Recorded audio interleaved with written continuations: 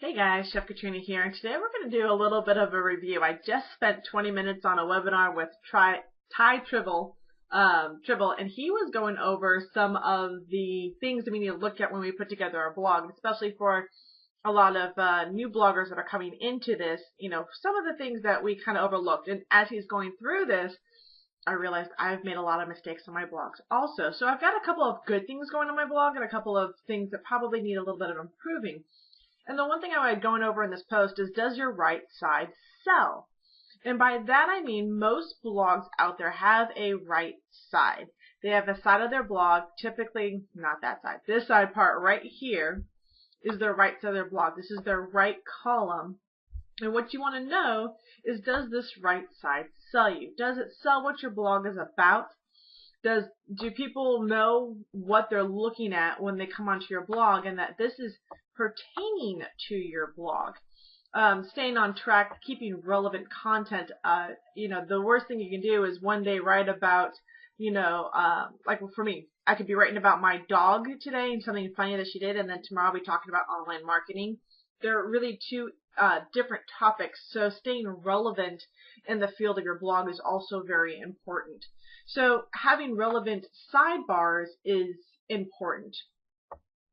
And what I want to share with you on that one is, what does it mean to have a relevant sidebar? So a couple of things that we're going to look at real quick.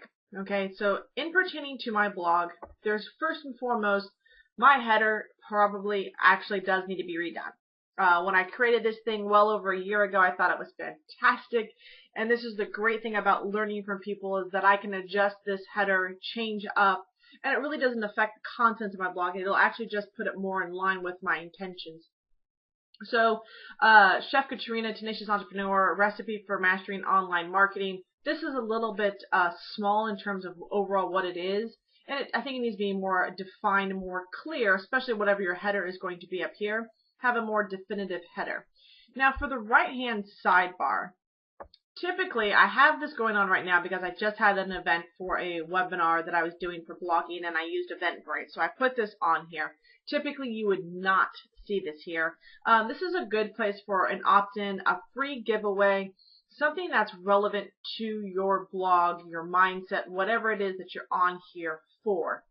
So I've had opt-ins on here. I've had good opt-ins. I've had bad opt-ins. The best ones are ones that are relevant to your blog, something that the readers are going to want to know more about. Either a sign-ups to get access to your blog post is a good one, and then also maybe having a free PDF that you're giving away, something that is going to get people to give you an email address and a name, something they find of value. And this is really a crucial thing. On the right side, I would say a couple of the good things I do have is the follow me. So if you're actually looking for ways to follow me, this is a good one. On some formats, I have seen them up here at the top also, or down even along here. Those are the click-through tabs for follow me. So that is a good thing. But the follow me tabs are great ways for your fans to follow you, to find the different social media sites that you're on and contact you. So a really good tool to have is the follow me right here. Of course, we all love the Facebook one. This is a good one for connecting with your fans, letting them know that you're on Facebook. So if they liked what you wrote on here, they can also connect with you on your fan page. Also, this is a great tool to have. For me, I like just the picture one as opposed to the running dialogue. I just think it keeps it clean and just really makes this a neat right-hand side.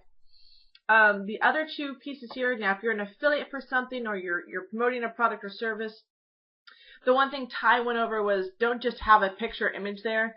You definitely want people to know what they're clicking on and why. So stop wasting time and money on old marketing tricks. Find out what's working now. So if you're tired of spinning your wheels, if you're tired of feeling overwhelmed, this is a great, actually it's a newspaper, I'm trying to think of another name for it.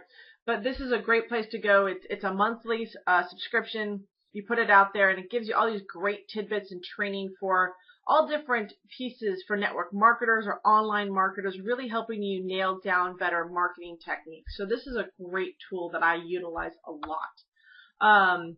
We have some magnetic sponsoring, which is a phenomenal course. Highly, highly recommend that, especially if you're trying to get prospects or leads or distributors or even build a list. That is a very, very powerful tool.